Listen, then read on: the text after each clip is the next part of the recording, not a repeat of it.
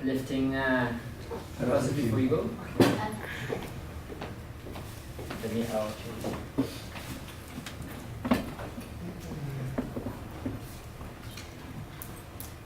I know that my ability to listen, when I've been listening for a long time, begins to drop.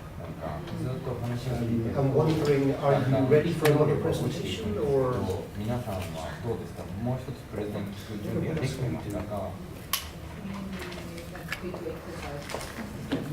We can do what? You got something like quick exercise, do this body. You know the 5 body movement thing? Sure. Okay, so everybody stand up. And it's easy, so. Okay, so we're gonna go right hand, 1, 2, 3, 4, 5, and then left, and then right foot, left, and then kick your butt. Okay?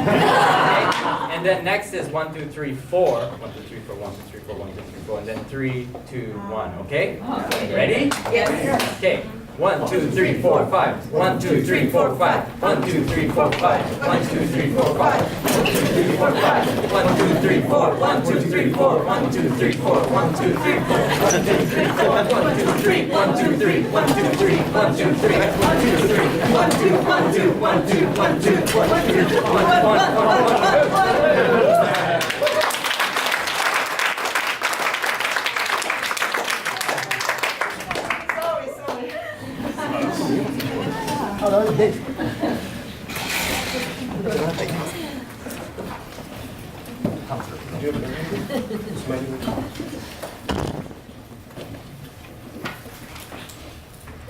So, I want to bring some theory, some educational theory, the theory of how we learn. So we've had 2 very personal stories, and what I want to do is I want to give some theoretical foundation to give meaning to these stories. And maybe I also, because I'm a university lecturer, so it's taking these ideas and taking them from not just playing the drums, or not just taking the canoe down the Amazon, but actually what it looks like in a classroom that is trying to bring these principles, set them to work. And I think all of most of the photographs that I've got are kids, or they're in a classroom context. However, I really want to emphasize that in common with what both Lucas and I've forgotten your name. How can I do that? Paula.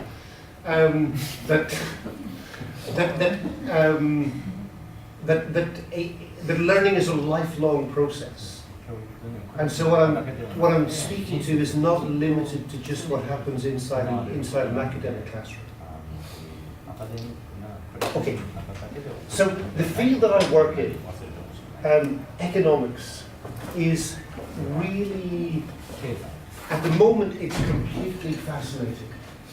And the reason it's fascinating is that, is this true in Japan? In many countries of the world, economics students are in revolt against the university. Is this the same in Japan? So in many universities around the world, students are occupying, they're creating new organizations, they're protesting. And the cause of the protest is what they're being taught. So what they're being taught in economics classrooms is the currently dominant, what's called neoliberalism. It's the currently dominant market-based economic theories. And so there's significant student revolt against what they're being taught. Boycotting classes, sit-ins at the university, serious student unrest. However, I noticed that the protests are almost entirely limited to the curriculum. So the belief is, the implicit belief is, if you change one set of textbooks, these are conventional, market-based, currently dominant textbooks, if you replace those textbooks with a different set of books,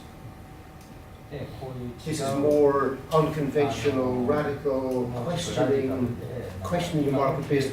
The current assumption is that if we change one set of textbooks for a different set of textbooks, it will all be okay. And I think this is a superficial, mistaken belief because it ignores the pedagogy. So the curriculum is the what of education, the pedagogy is the how. So it's not what you teach, but it's how you teach it. And so this is what I really want. It seems to me this is where the revolution potentially is going to happen. Curriculum is important, the textbooks are important, but it's the how we do it that I think is the really, it's where education becomes really exciting and has revolutionary potential. And I want to explain why. So, there are a number, I see there being three current assumptions that underlie what we take to be normal education. So education, as we've all, I think almost all of us have experienced it, I think is based on three mistaken assumptions. The first assumption, look at this photo. The first assumption is that there is a fixed body of knowledge that the teacher transmits to the students. But fundamentally it's a transmissive process from the expert to the empty vessel that is the student.